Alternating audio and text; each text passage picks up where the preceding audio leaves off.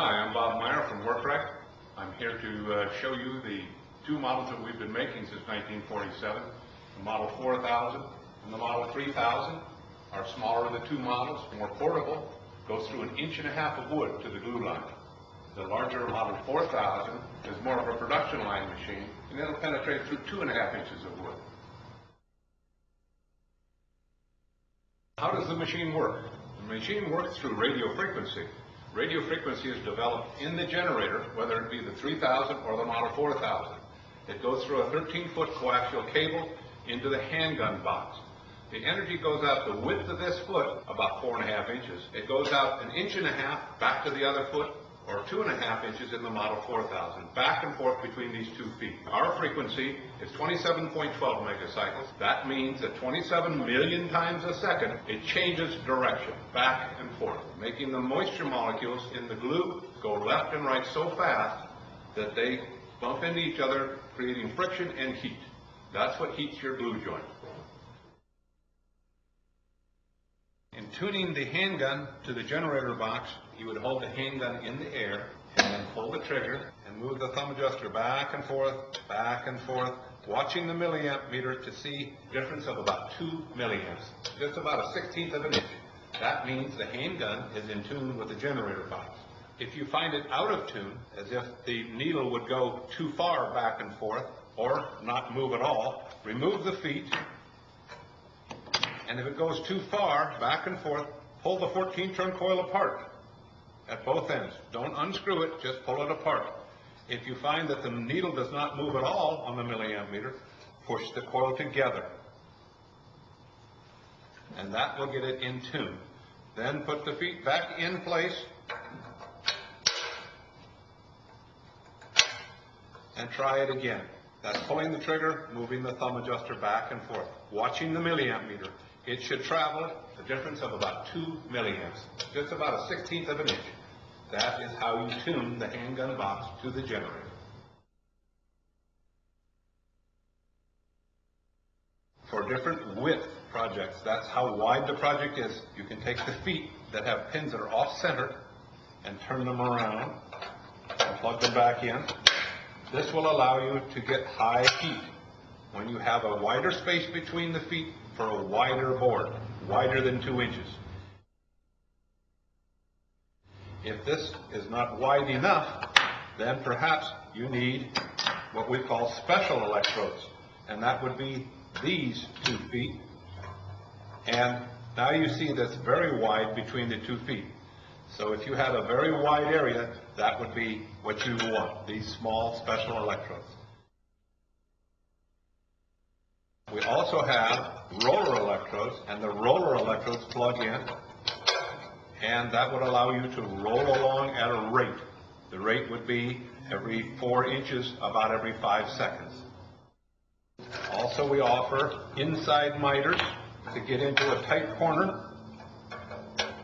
You would use these to get into a 45-degree angle corner.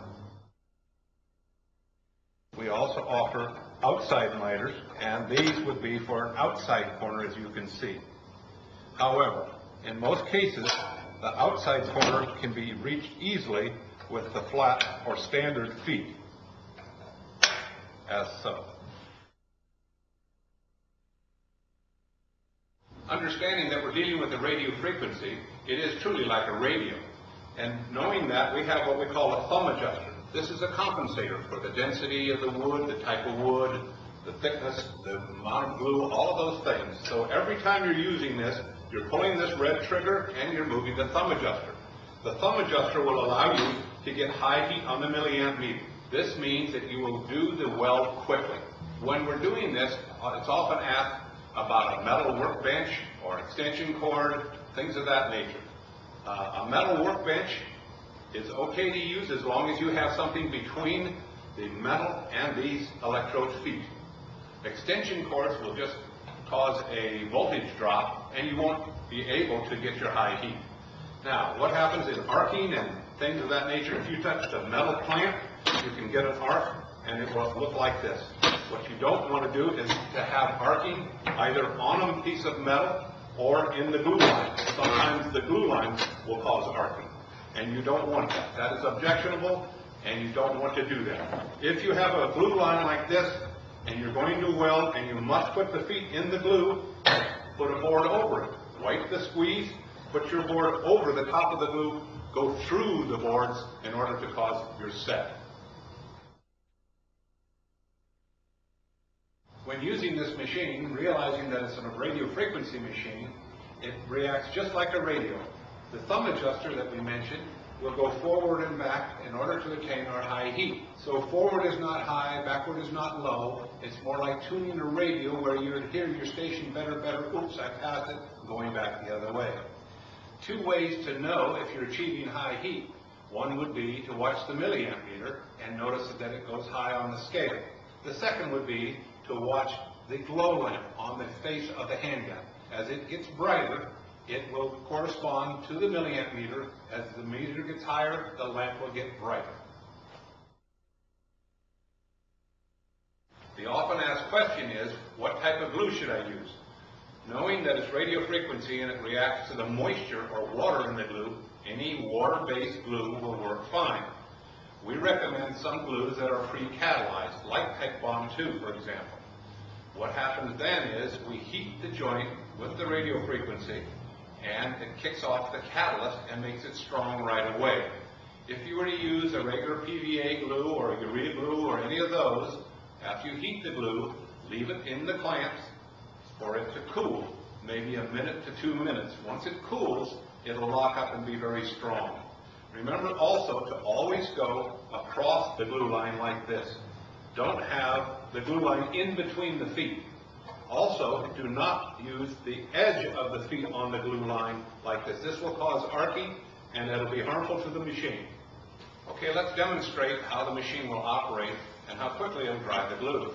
We're using a Tech Bond 2 glue, which is a pre-catalyzed glue, and because we are heating the glue, it will kick off the catalyst and work very well. However, it'll work with any water-based glue because it works on the water in the glue. You can watch the board here and watch the glue line as I put the two boards together, and you will see how quickly we can set the glue. Notice the steam coming out of the joint? 5 seconds or less is what's recommended. That quickly we have caused a set in the glue. We've released the moisture out of the glue, and the two boards are locked together. The boards you can still see, you can wipe the squeeze. The glue is not cured, it is set. That's important to know. It must be set, not cured. No matter how long we leave the machine on there, it will not cure the glue. That is a 24-hour process, a chemical process of the glue itself.